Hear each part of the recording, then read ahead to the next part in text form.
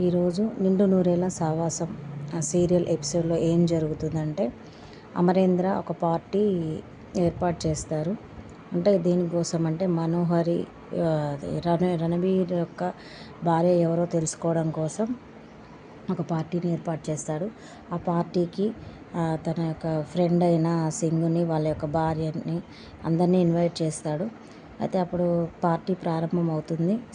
Singh announce చేస్తాడు మైక్లో, party start అయ్యింది, ఎంజాయ్ చేయండి అందరూ అని చెప్పేసి అనౌన్స్ చేస్తాడు.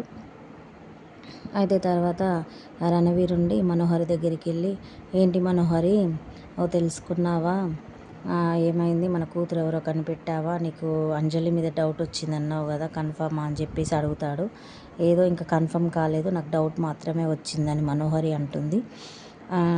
అప్పుడు రణవీర్, నీకు డౌట్ వచ్చిందంటే అందులో ఏదో కొంత నిజం అయి ఉంటుండొచ్చులే అనేసి రణవీర్ మనోహరితో అంటుంటాడు. ఇంతలో పిల్లలు అక్కడి నుంచి వస్తారు. అంజలి, ఆకాష్, ఆనంద్ అండ్ చిన్న అరుంధతి వస్తుంది.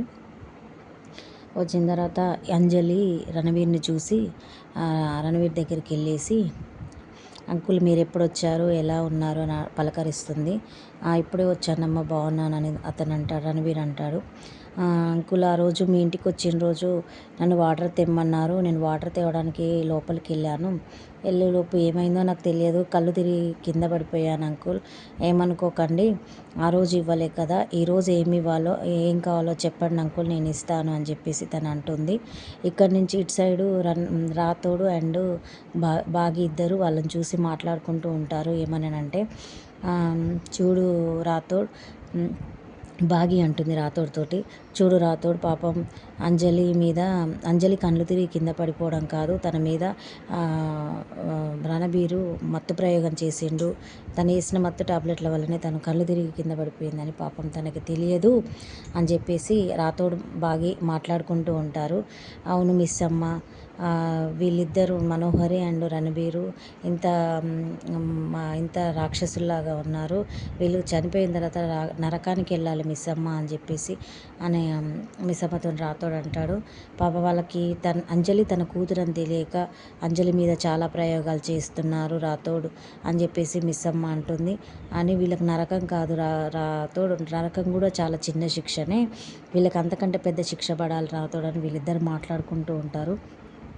ఇక్కడనేమో అంజలి రణబీర్ తోటి అండ్ మనోహరితో మాట్లాడుతూ ఉంటుంది.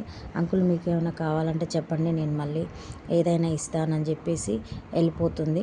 వెళ్ళిపోయిన తర్వాత రణబీర్ మనోహరితో అంటాడు, అంజలి అయితే ఖచ్చితంగా మన కూతురు కాదు మనోహరి, ఎందుకంటే నీలాగా నీ పొగరు చాలా ఉంటుంది, నీ పొగరు అనేది అంజలికి రాలేదు.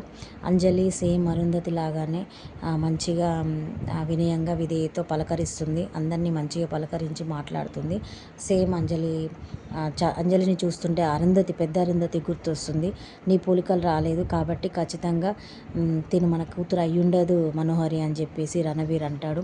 అప్పుడు మనోహరి రణవీర్కై సీరియస్గా చూసి, సర్లే బాగానే అన్నావులే అని చెప్పేసి అంటుంది. ఈరోజు ఎపిసోడ్ ఇది.